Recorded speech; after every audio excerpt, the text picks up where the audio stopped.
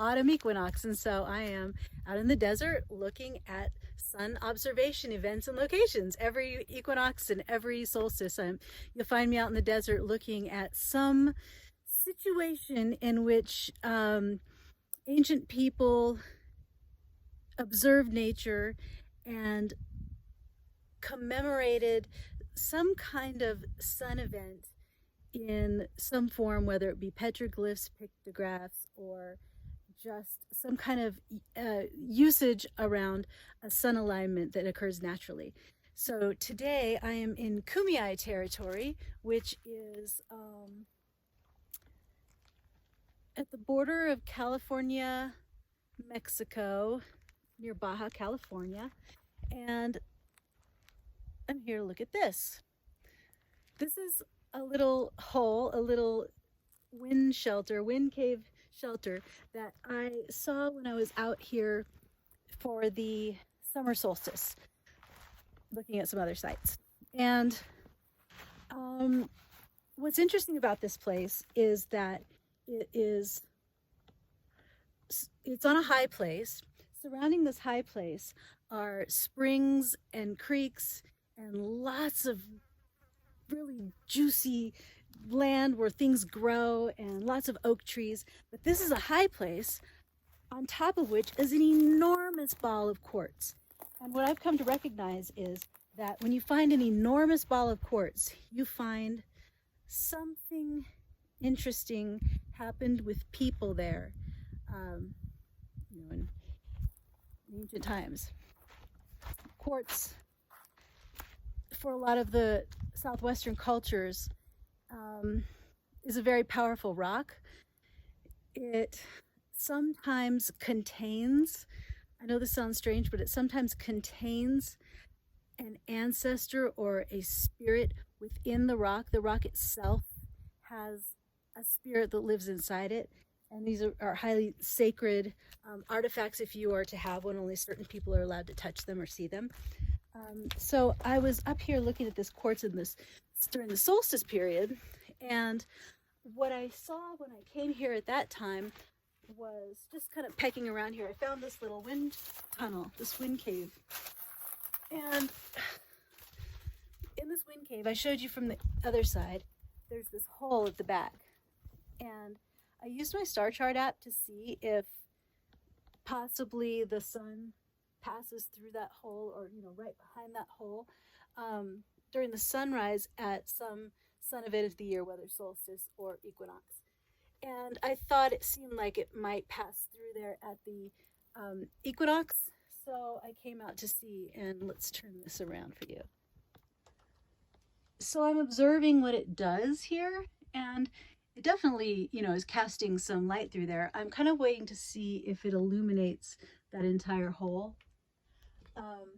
It may or may not. So the sun's created some kind of dagger that comes down on the ground right here. As it comes through that hole, dashes down the wall here. Now, I don't know what's under this dirt.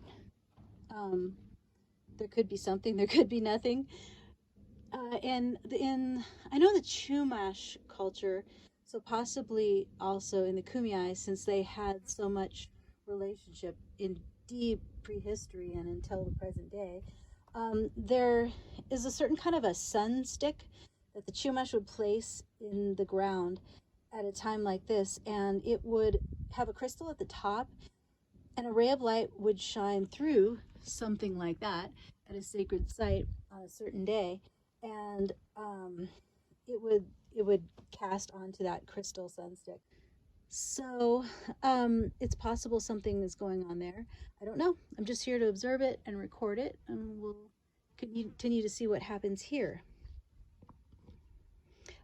But that is not the main point of this video. So what I really wanted to talk about, I thought this would be a really good opportunity to talk about the word hierophany. Hierophany has the root word hiero, which refers to the sacred. It's a Greek word that refers to the sacred. And it has this connotation of something natural making itself sacred. So a sacred site might start something like this, where somebody somewhere, maybe the first person there, or people who've been living around here for a while, and they observe something interesting happening at a particular location on a particularly important day or time of year, and then they notice that this landmark may do something important and thereby makes itself sacred. So somebody may put like petroglyphs or pictographs here that interact with this sunlight to tell a story or to acknowledge that a spirit is alive here, a particular spirit or story is alive here, and that it is manifesting itself here in this space in this way, and an image of it will come forth in the form of pictograph or petroglyph here. And then, forevermore after that, people will come to observe a place like this as a sacred place, a temple. So you take, for example, some place like Chimney Rock. Chimney Rock has two, spires of rock on top of a high place, on top of a butte. And I believe it's at the lunar standstill, which happens only every 18 years, something like that. It happens periodically. The moon will come to rest between those two spires for several days, and it will appear to stand still. And so somebody at some point in history acknowledged or observed that happened, and then people came to it. So it made itself sacred just by the nature of it being what it is, and it becomes a sacred site. It becomes a temple. So while this may or may not be something significant to the Kumeyaay, it's a good example of how something like that might get started. So if I'm Kumeyaay 10,000 years ago, and I happen to come upon this land at a certain time near this huge quartz, and I see this, and I recognize that this place has presented itself as sacred, I might choose to place an image here. What I think is really fun to think about is how grand temples throughout the world, in Greece and in Mexico, I mean, all over the world, these grand temples are erected to observe solstices and equinoxes. These huge archaeological wonders are erected, but they're sort of evolution of a simple observation space like this. Only how many people can be here and see this? Whereas in these grand societies, these large settled societies, we're dealing here with, hunter-gatherer people. We're not dealing with huge settled societies with big agriculture and power structures and people, elites that are trying to organize large groups of people and thereby needing to make grand shows of moments like these. So grand temples are erected by the elites to demonstrate the importance of certain times of year, to help people know, when it's time for society to move into the next phase or something, or it's time to start, this is the pottery season, or this is the harvest season or something. It's a way to organize people around their religion to get them to participate in society at large so that everything can continue to run smoothly. I'm putting it nicely. There could be more nefarious motives at play with the elites building large temples to commemorate things that indigenous people have, always celebrated at a more private level. But you get the picture. So this is the genesis of those kinds of places. If you see these grand temples throughout the world, what you're really looking at is something that originally began, or the concept of it originally began with people, with hunter-gatherers living on the land, observing what the land does, observing the places where the land and the environment makes itself sacred. And then people, I keep wanting to say commemorate, I'll just stick with commemorate it by putting human markings in that environment. And again, I feel like I need to explain that by human markings, I don't mean, I think I'll mark this because I think it's important. There will be something in the story of the people that talks about this event, and there will be some spirit that is understood to be alive in a place like this that is asking to come forth, that is showing itself.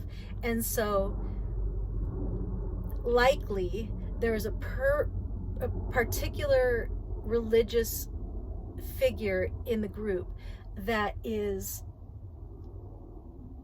ordained to bring that spirit forth from the site in the form of an image, visual imagery, in the form of pigment on rock, in the form of carving into the rock, the image that wants to present itself.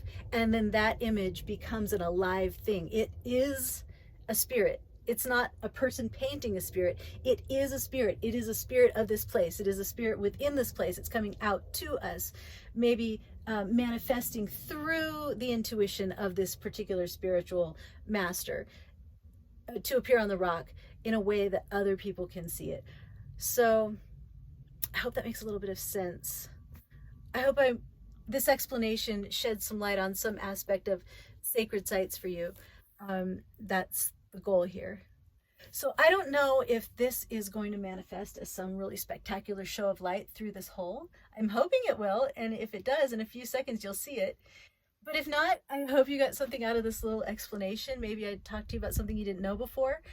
If you have any questions about it, because I didn't explain it well enough, please feel free to leave a comment and ask me. I love the comments, and I love to have dialogue with anybody who watches these videos, and I thank you for watching. It is 10 a.m. and if I squat right under this hole, it definitely does pass through the hole, but I feel like I'm forcing it. I don't think that it's not, you know, from a comfortable viewing position.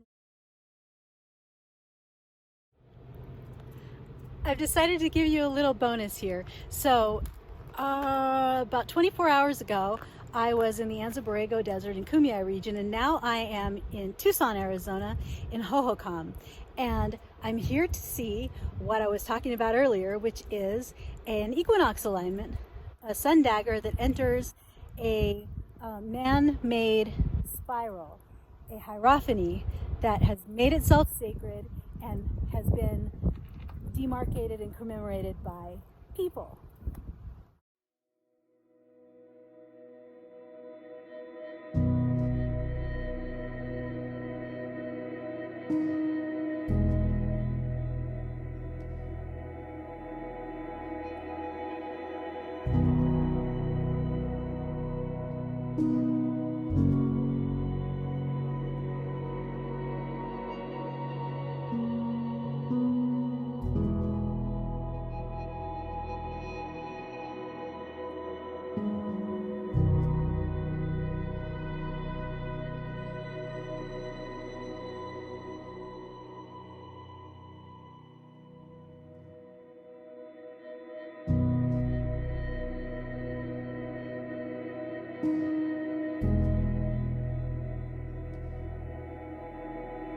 May the fire inside you continue to burn brightly.